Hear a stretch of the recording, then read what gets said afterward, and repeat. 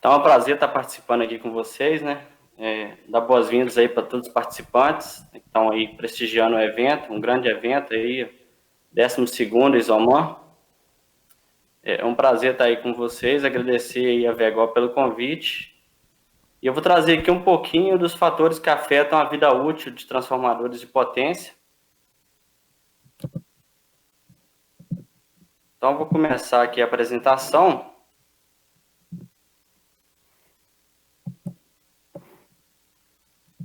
Vou começar aqui me apresentando. Eu sou Magno Soares, sou engenheiro de manutenção da CTG, comecei na manutenção há pouco tempo, né? Eu venho da fabricante de transformadores, Tisei Energia, antiga Toshiba, trabalhei lá por 11 anos na inspeção de transformadores, fabricação, ensaios. E eu vou bater um papo aqui com vocês sobre transformadores de potência e alguns fatores que afetam a vida útil deles. Principalmente os fatores que estão sob o controle, principalmente da manutenção.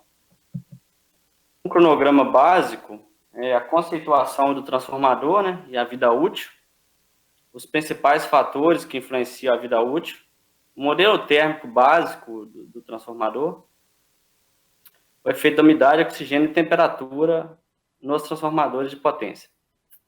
Isso aí é baseado aí nos transformadores isolados a óleo mineral ou vegetal. Então, inicialmente, conceituando o transformador é esse dispositivo aí que a gente pode ver na tela. Eu não sei se eu consigo aqui, se passar o mouse aqui, tem um pointer aqui. Então, temos aqui, ele é um dispositivo muito importante para o sistema elétrico. Temos aqui partes básicas aqui, só o conservador, né, um tanque de expansão com volume residual de óleo para caso de vazamento, para caso de variação de temperatura do óleo isolante, consequentemente seu volume, caixa de controle, sistema de refrigeração, acionamento do OLTC, mais o OLTC aqui dentro da parte ativa, que é o conjunto que faz aí a regulação de tensão para manter os níveis de tensão estáveis na transmissão de energia. E temos as buchas, que são os isoladores. E temos aqui a nossa parte principal, que executa todo o trabalho, né, de transferência eletromagnética de um circuito a outro, que é a parte ativa, composta por núcleo e bobinas. E é nessa parte aqui que a gente vai focar mais, que é aqui que está o componente mais sensível do transformador para fins de vida útil. Para fins de circuito elétrico e magnético, e ambos acoplados, temos que o transformador é esse circuito aqui, onde eu tenho um enrolamento primário e um enrolamento secundário, os quais são conectados, aí, enlaçados eletromagneticamente, transferindo potência de um circuito a outro, né, de forma que mantém a potência e frequência. Pequenas variações de tensão em função da queda aqui em cima das bobinas e alguma dispersão de fluxo que existe aí no sistema, que não é ideal. Então, está conceituado o transformador. Agora, vamos, então, aos fatores que afetam a vida útil dele. O que é a vida útil, então? Baseado em quê? Bom, a vida útil de transformadores ela é avaliada a partir do envelhecimento da isolação sólida, que é a parte mais sensível, que está ali na parte ativa. São todos ali os papelões prensados, madeira, papel isolante mesmo, pode ser papel craft ou termoestabilizado. Então, a isolação sólida, por que a vida útil dele é baseada no papel? Ela é tão sensível, e um fator principal aí é que dificilmente, né, eu desconheço, substituir a isolação sólida de um transformador ali dos enrolamentos sem ter que desmantelar o transformador por completo, né? Desmontar ele todo, substituir bobina, substituir parte do isolamento. Então, é algo assim que... E se substituir também, não vai ser de todo o conjunto. Então, assim, uma vez algum ponto deteriorado, vai sensibilizar o transformador a uma possível falha. Então, o transformador de potência e a vida útil dele, né, a expectativa é que ele seja projetado aí para uma expectativa de vida útil de 35 anos. Essa é uma vida útil regulatória que a gente conhece em função aí de determinação da ANEEL, ONS, normas regulamentadoras que estipularam aí uma vida útil mínima para transformador de 35 anos. Tomando todos os cuidados aí com esses fatores que podem influenciar na vida útil e não tendo mais nenhuma outra ocorrência em função de outros fatores que não estejam aí sob controle de manutenção, o transformador dura tranquilamente esses 35 anos aí. Agora, a parte mais sensível do transformador, que dita sua vida útil, que é ali a limitação térmica, a limitação de carregamento, é o papel. O papel isolante é uma das partes mais sensíveis ali, é um sistema à base de celulose. Então, para quem às vezes não viu ainda, isso aí é só uma ilustração de como que é, basicamente, não é feito dessa forma, né? Eu tenho um núcleo primeiro montado, depois eu tenho o tubo, né, o open cylinder, ou a tubulação ali, a capa ali que envolve o núcleo para questão de proteção de elétrica, depois tem as taliscas, né, os trilhos, taquinhos, tudo aqui para fazer a separação de elétrica e facilitar o caminho ali, a passagem da refrigeração dada pelo óleo isolante. Então, todos esses elementos aqui, a maioria, né, deles aqui, com exceção do ferro silício, são a base de celulose. Então, todo esse arcabouço aí de materiais é a base de celulose e daí vem a sensibilidade com relação à vida útil. Temos que cuidar bastante desse sistema. E é um sistema difícil de detectar, temos aqui várias camadas, imagina essa primeira camada aqui sendo deteriorada com maior facilidade em função de que aqui as bobinas de BT podem ter uma temperatura maior em função da densidade de corrente ser maior em alguns casos. E o papel isolante, então, em termos, né, falando aí de questão de química, né, estamos no Isoman, para quem é da química é até mais fácil de entender essas questões aqui do que para nós como engenheiros eletricistas. Temos aqui as ligações químicas da glicose e da celulose, né? Então, o papel à base de celulose tem aqui várias cadeias de glicose que são conectadas entre si, né? E quanto mais conectada essa glicose, mais resistência mecânica tem o papel, né? Mais qualidade tem esse papel. A gente dá essa estrutura aqui toda conectada, essas ligações, daqui surge a grandeza GP, o grau de polimerização do papel. Todas essas ligações glicosídicas aqui vão se formando aqui várias cadeias, e daí vem o GP. O GP é muito importante para quem está, quando a gente se trata aí de vida útil de transformadores. O grau de polimerização aí de transformadores, para fins de vida útil, né, considerado aí pelo SIGRE, um órgão bastante conhecido aí por nós do setor, que a vida útil do transformador aí, ela é basicamente comprometida quando o GP atinge 200, atinge o nível de 200. Outra consideração aí do grupo de trabalho do SIGRE sobre engenharia de manutenção em transformadores, estima que o GP entre 350 e 200, a resistência mecânica do papel, ela já reduz para 50% do valor inicial, né? Então, é bastante crítico aí. Imagina aí, é uma condição que eu esqueci de mencionar, é que o GP de um transformador, o GP do óleo, sem estar ainda conectado no transformador, está fazendo o papel dele de isolar, ele tem em torno aí de 1.200, então, pouco mais de 1.000 ligações dessa aí, formando o GP, o grau de polimerização. A partir do primeiro processo de secagem, isso já cai em torno de, já cai para 1.900, o limite, o mínimo aceitável é 800, quando você tem ali a primeira secagem do transformador, quando ele está sendo inspecionado. Então, já vê que só de passar por um processo de secagem, o quanto que cai aí o GP do transformador. Cai em média aí 150 a 200 no processo de secagem. Então, vê o quão é crítico a temperatura para fins de ligação glicosídica no transformador e vida útil.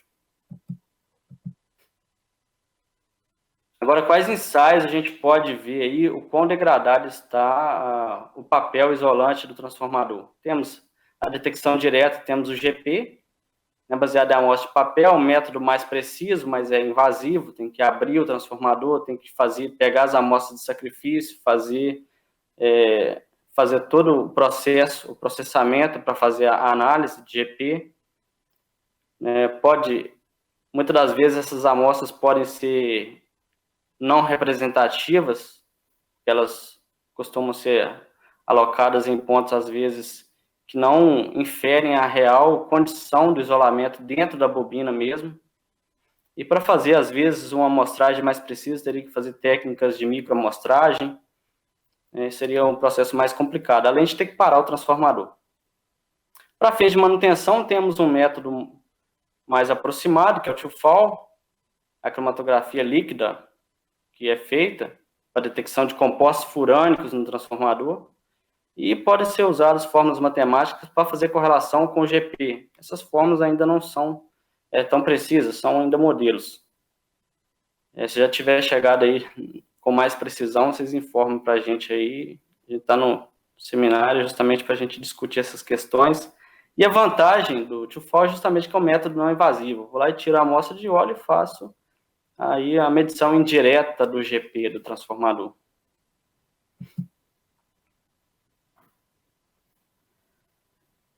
Agora, os principais mecanismos de degradação do sistema isolante de transformadores. Nós temos aí a hidrólise, a pirólise e a oxidação. Então, a hidrólise é a presença de água no papel, pirólise é uma condição que demanda maior energia para ser formada, que é justamente o aquecimento, o efeito térmico, a carbonização, como pode ser visto na imagem. Tem a oxidação, que vai depender do volume de oxigênio dentro do transformador, isso tem mais efeito no óleo isolante, o efeito é mais pronunciado no óleo isolante. Agora, um detalhe é que a hidrólise ocorre e é um processo natural também, intrínseco ao papel, porque o papel, ele é muito higroscópico, então ele já tem essa característica de absorver muita umidade. Então, isso é intrínseco. Então, vamos partir aqui primeiro o processo de elevação de temperatura. Então, quaisquer os mecanismos citados provocam a cisão das ligações, ou seja, diminuindo o GP, fazendo com que o papel torne-se mais quebradiço, uma vez que ele perde aí a sua resistência mecânica, cai abruptamente com elevação de temperatura, a própria umidade e efeito do oxigênio. Então, vamos começar aqui pela a parte da pirólise, que é a questão do aquecimento do transformador. Então, justificando isso aí, vou apresentar o modelo térmico básico do transformador. Isso foi uma adaptação que eu fiz aqui da Univertec da 5356, né, expondo aqui os principais, um modelo básico da elevação de temperatura do transformador. E temos aqui no transformador os modos de transferência de calor, como condução, convecção e a radiação. O mais pronunciado aí que a maioria fala é a convecção aqui, pelo processo de transferência aqui do óleo para o sistema de resfriamento. Então, está aqui as bobinas, tem o núcleo, e temos aqui a troca de calor entre o ambiente e o interior do transformador. E aqui, a representação matemática, física disso. Na parte mais baixa aqui, nós temos a região mais fria do transformador. Isso vai se aquecendo aqui linearmente à medida que a gente gradua aqui a altura do transformador. Para questões de vida útil, nós temos aqui o principal, que é o ponto mais quente do enrolamento. O ponto mais quente do enrolamento normalmente fica na região aqui superior. Não quer dizer que realmente ele vai estar nessa região superior, mas modelos térmicos sugerem aqui. Pode ser que esteja em outro ponto, mas normalmente está aqui nessa região devido a dispersões de fluxo serem maiores. Aí eu tenho um isolamento mais robusto ali na saída das bobinas de alta tensão, então fazem um confinamento térmico também. Isso faz com que aquele ponto seja mais quente devido à sua dificuldade de dissipar o calor. Então está aqui, quanto mais alto, maior o ponto mais quente do transformador, em teorias. Bom, podemos fazer aquela medição indireta para controle da vida útil do transformador e fazer com que ele dure mais, né, com que ele atinja pelo menos ali a vida útil esperada de 35 anos, a gente quer que ele dure mais, né?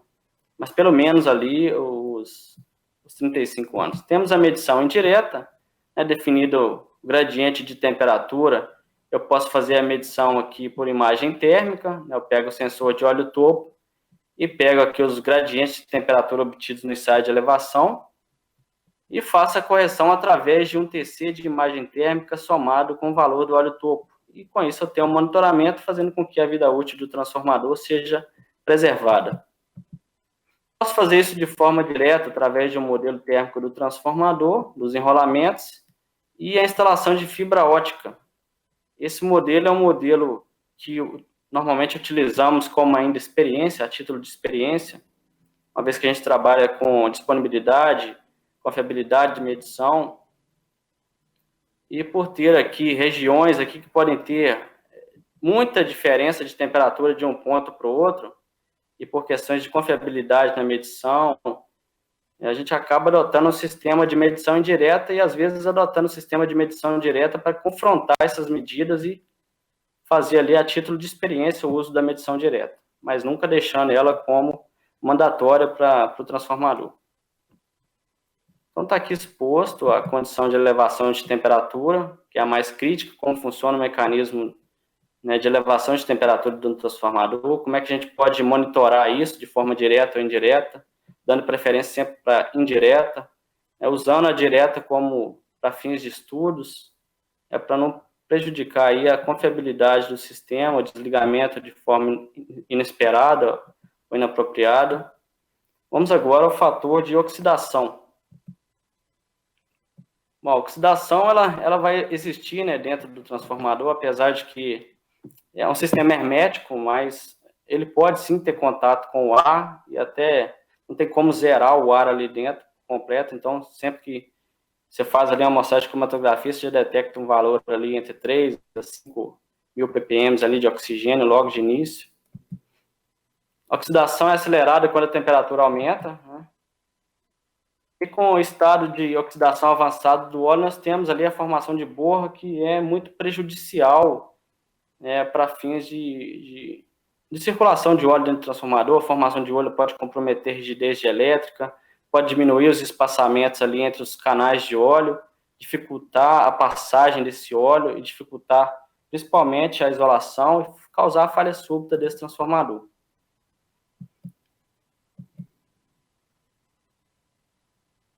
O processo para detectar a oxidação pode ser feito com ensaio físico-químico, como cor, aparência, acidez, teor de umidade.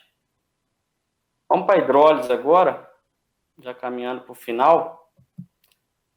Aí nós temos a hidrólise aí como um fator também preponderante para a questão da perda de vida útil do transformador, porque o sistema, à base de celulose em si, ele já tem muita água intrínseca nele.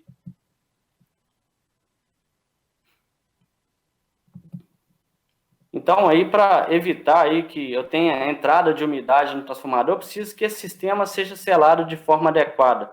Aqui eu tenho alguns exemplos de selagem. Esse primeiro aqui é livre, não tem selagem, então só tem um secador de ar, que não é tão indicado assim.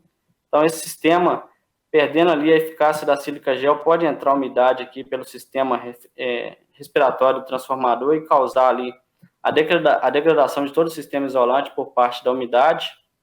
Nós temos um sistema aqui baseado na membrana, que é um sistema até meio termo, e temos o mais indicado, que é a bolsa, né, a bolsa de borracha aqui, neoprene, mais o secador. Isso aqui faz com que o transformador seja blindado com relação à entrada de umidade.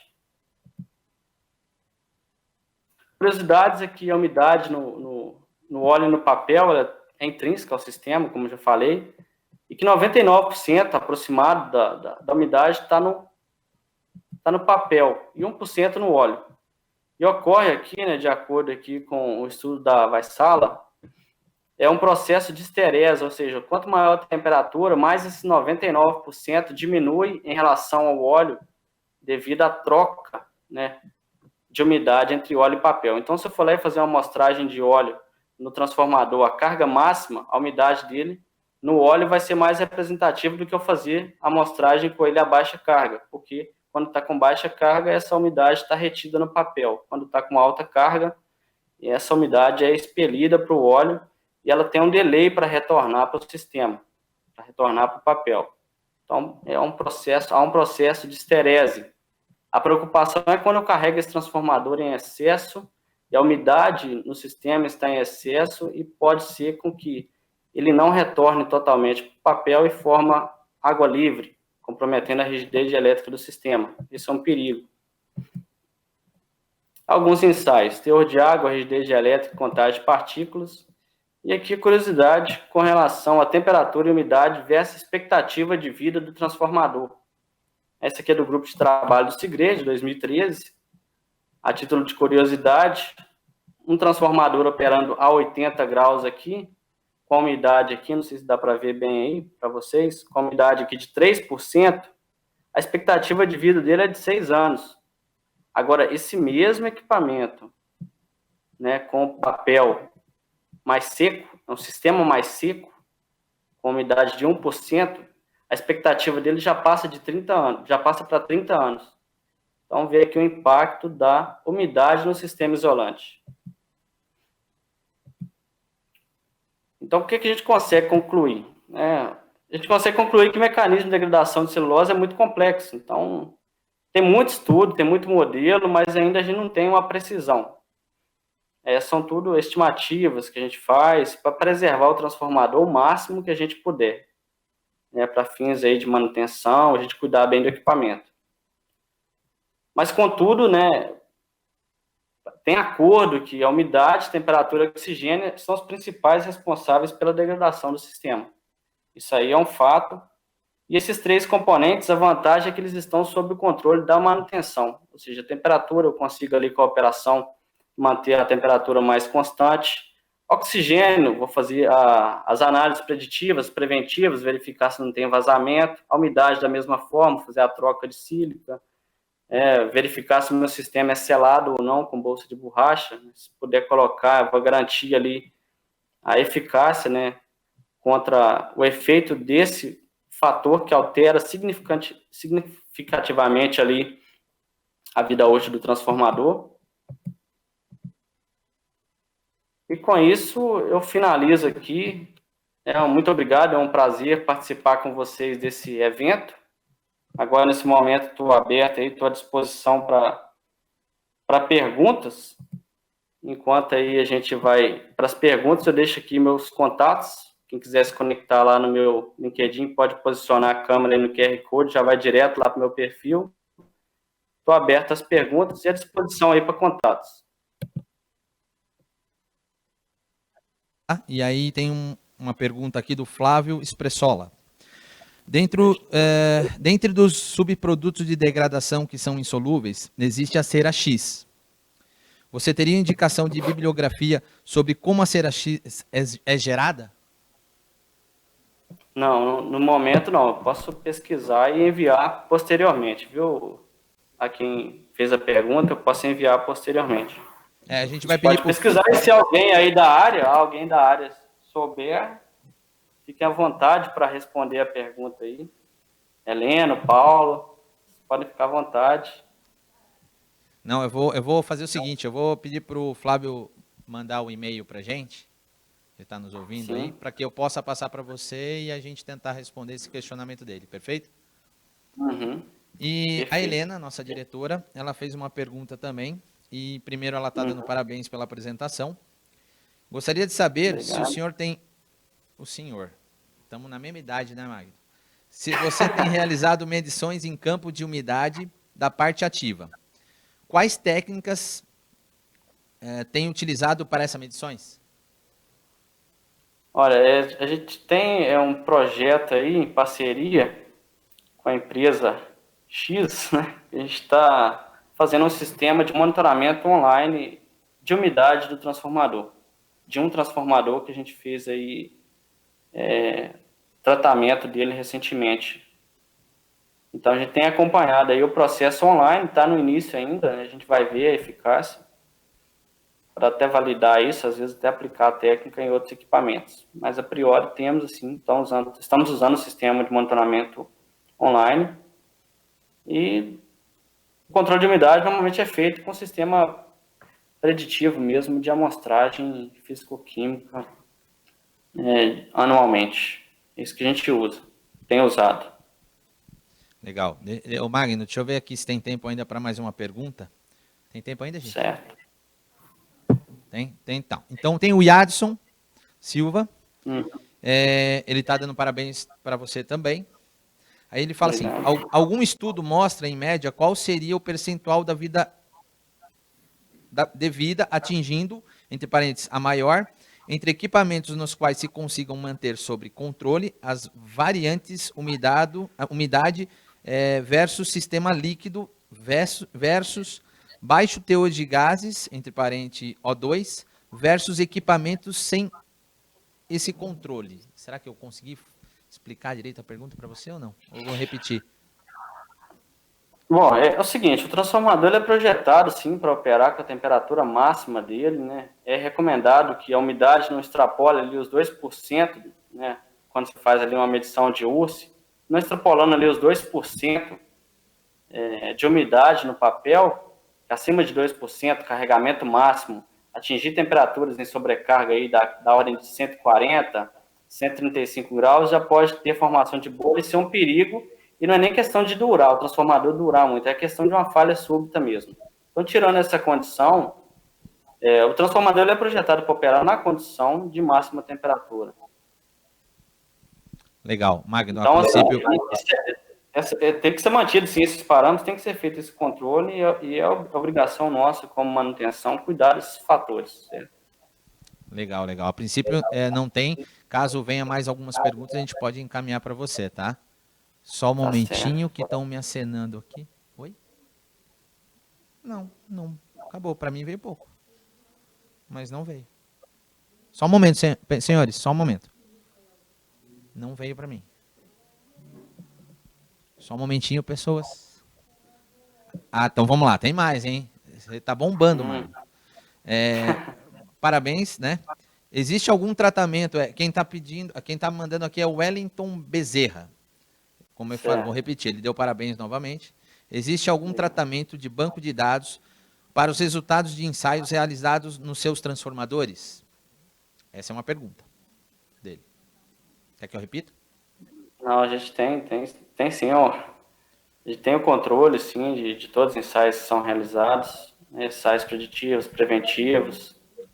Todos os ensaios têm um banco de dados para a gente analisar o histórico do equipamento. A gente precisa ter o histórico. É muito importante manter o histórico do equipamento. Então, se a gente fazer a manutenção do equipamento, não guardar o histórico dele, na hora que estiver, se suponhamos, tem uma falha, alguma coisa, eu tenho que fazer essa investigação. Então, preciso guardar todos os laudos, todos os históricos do equipamento para fins de análise futura. E até mesmo para verificar se está tendo evolução de alguma alteração ou outra de algum parâmetro. É crucial que eu tenha, assim, o histórico. Legal. E tem mais uma. Ok. Um convidado nosso, Micael Oliveira. Bom dia. Com relação aos métodos de cálculo na condição do papel, vocês utilizam algum deles na sua empresa? GP, entre parênteses 2FAL. E se sim, como é feito esse monitoramento? Bom, o 2FAL, ele é feito... 2FAL, né, ele é feito amostragem anual. A gente faz uma amostragem anual para ver como é que está o papel. Em alguns casos muito críticos, pode ser que a gente solicite microamostragem GP, mas tirando isso aí, não é factível fazer. Isso aí não é só para a gente, é para todo mundo que tem transformador. E não é factível separar um equipamento, abrir para fazer uma amostragem de papel de GP. Então, só em casos muito excepcionais que é feito o controle de GP diretamente. Ele é mais feito com a análise do 2FAL. Ele é feito baseado nessa forma indireta. É mais viável, né? Não é invasivo. Legal, perfeito. Eu acho que acabou as perguntas, tá? Magno, agradeço mais uma vez a participação, tá? E como você falou, você deixou o seu contato aí, com certeza o pessoal vai, qualquer dúvida, entrar em contato com você aí. Perfeito? Certo. Obrigado, pessoal. Excelente evento para todos aí.